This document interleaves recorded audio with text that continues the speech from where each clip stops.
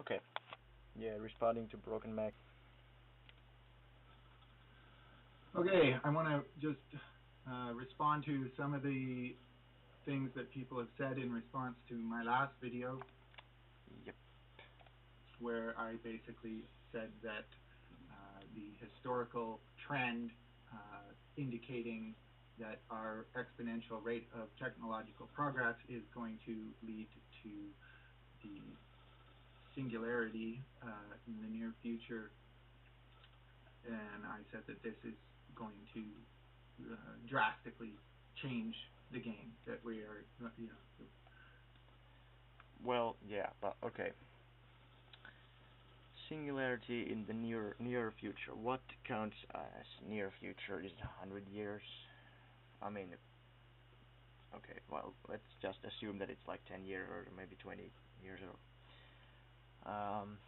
and what exactly do you mean by drastically changing the game? Because it's most likely won't be the same thing as what I am talking about when I say the game, because basically what I mean by the game is the sentient experience, and I don't think that you mean that, or if you mean that, then it's just wrong, because it's not going to drastically change the sentient experience. And these words, I'm not even entirely sure what this singularity exactly. Okay, maybe I'm just gonna read up on it and I'll come back to it. I'll look up the exact definition. So, okay, well, yeah, I had heard that it was basically. I mean, I assume that this is it, but yeah, I had actually heard that it just means better technology, and yeah, that's pretty much what it means. Hypothetical future emergence of a greater than human intelligence through technological means. Well, okay, what the hell? I mean, that's gonna solve everything. Well, fine, okay. I think that our problems will be solved essentially. What do you mean by those problems? I mean, I don't think that all of our problems will be solved by that. I just don't see that happening. Or could be solved. And okay, that's more fair. A lot of the people arguing against that are saying actually they couldn't, but yeah, but that basically human nature is independent of the technological material conditions that the humans who have that nature live in. I'm not totally sure what that means, that we're totally dependent on the technological material. What? Is that human nature is somehow dependent on that? So that greed and capitalism and stuff make it that any technological progress ultimately only benefits the wealthy or the upper classes. Well, I mean, there's some signs of that, but yeah, I'd say that always when something new, like let's say a telephone or a car or something, or like a telephone. I don't know the exact year, but anyway, when the first telephone came into Finland, yeah, there was just this one guy. I think he was like some high-ranking officer who had a telephone line from his house to or like a manor or something to this train station, and that's it. That's the entire telephone network of Finland. So yeah, it's gonna benefit the rich, but at some point it will be so accessible that it's gonna get cheap, or it might get cheap, and then it would benefit everyone. But yeah, of course there's signs of that. It's gonna benefit the upper classes first. And that the distribution of suffering will remain constant. Well, yeah, but the suffering doesn't really. I mean, in the westernized world, we have reached a point, at least almost a point where at least the majority of people are like have some place to stay, have clothes and food, and pretty much um, I'm not sure what the word is, but the term in psychology that which means basically that you have all the needs, all the survival needs filled. That you have food and you have shelter and you have blah blah blah. Yeah, we have pretty much uh, we have that at least largely. So, but that doesn't fix anything. I mean, we're just gonna create more deprivations in our heads now that we don't.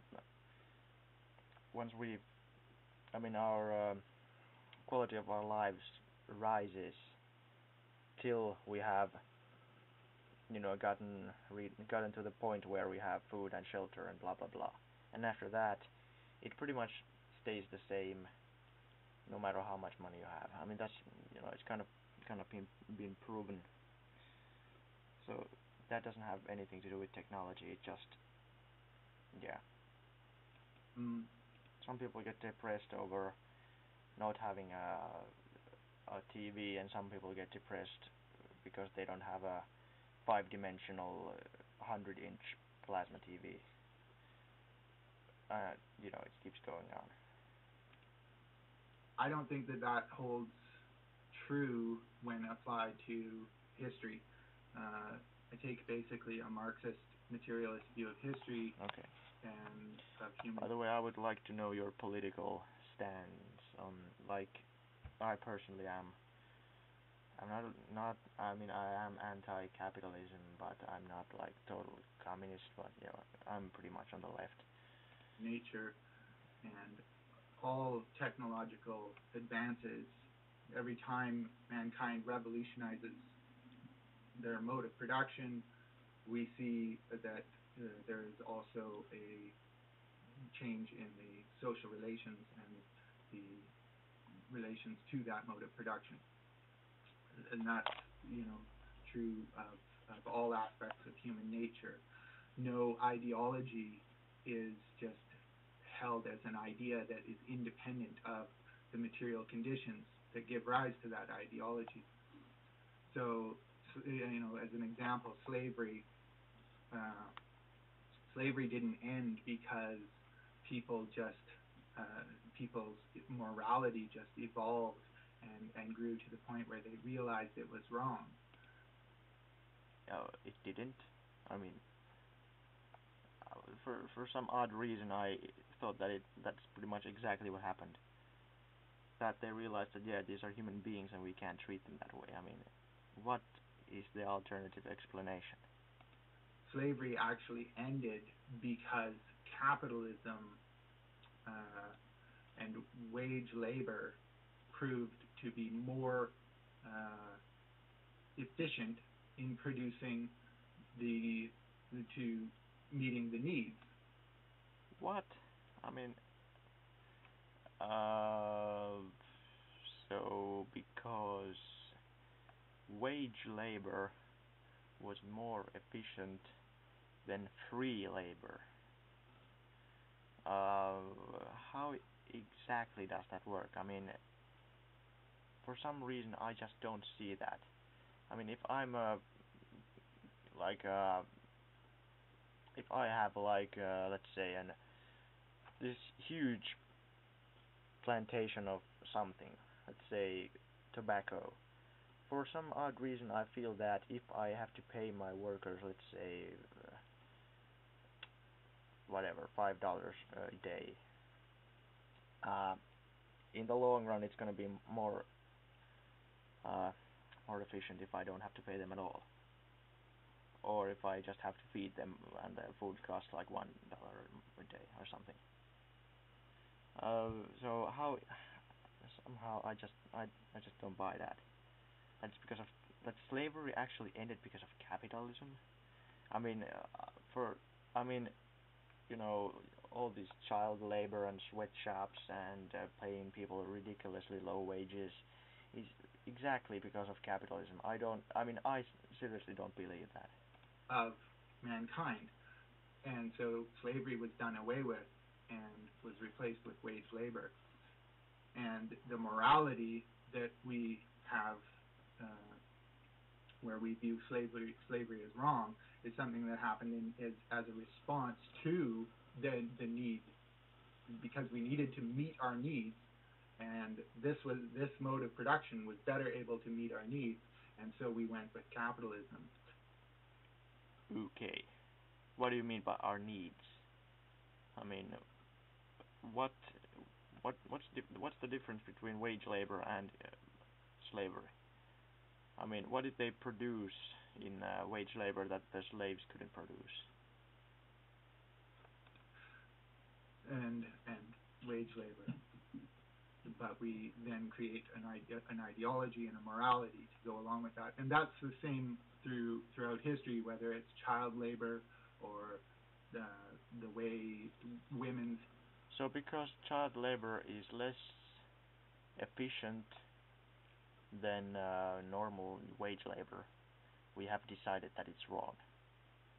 I mean, I have never even thought about that. I mean, I have always been against child labor only for the moral reasons. I have never considered that, yeah, it's less efficient, and sure, the quality of the work might be a little bit, you know, worse, but yeah, if it's free or a lot cheaper, then I think it probably is more efficient.